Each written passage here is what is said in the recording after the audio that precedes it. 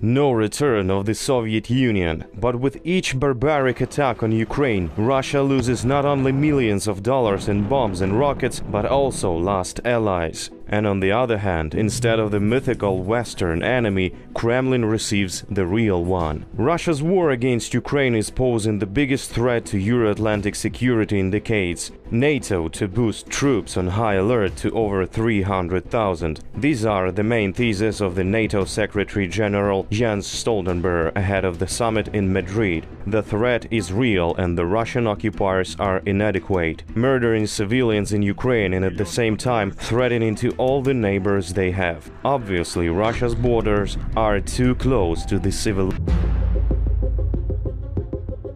The one who noticed that is the president of Kazakhstan, Kassym-Jomart Tokayev. He refused not only to recognize the legitimacy of the territories on Donbass occupied by Russians, but also refused to support the war against Ukraine. And he did it on the same stage with the Russian dictator. He couldn't help visiting that event. 1 month before the full-scale invasion, there were riots in Kazakhstan provoked by the lack of reforms and rise of the prices. People went on the streets and Tokayev asked the local collective security treaty organization for help. Mostly Russians are there. The situation reminded the Maidan in Ukraine in 2014, when former President Yanukovych ran to Russia and Russia annexed Crimea and part of Donbass. But in Kazakhstan, the so-called peacekeepers suppressed the uprising much faster. Many people died and it was over. One can easily imagine the Kazakhs' attitude to Russia, so turning his back to Putin was also the only chance for Tokayev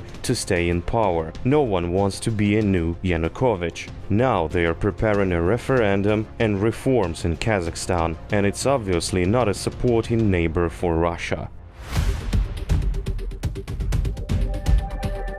After the collapse of the USSR and the annexation of Transnistria 30 years ago, Moldova for decades had mostly pro-Russian authorities. Now the country has modern pro-European leader Maya Sandu, and the dangerous relations with Russia suddenly started coming to an end. With their own reforms and way to the EU, Moldova also suffered from Russian intervention when the Kremlin tried to organize pro-Russian protests in the country several days ago, though it's senseless to do that when the whole world understands how dangerous anything pro-Russian can be.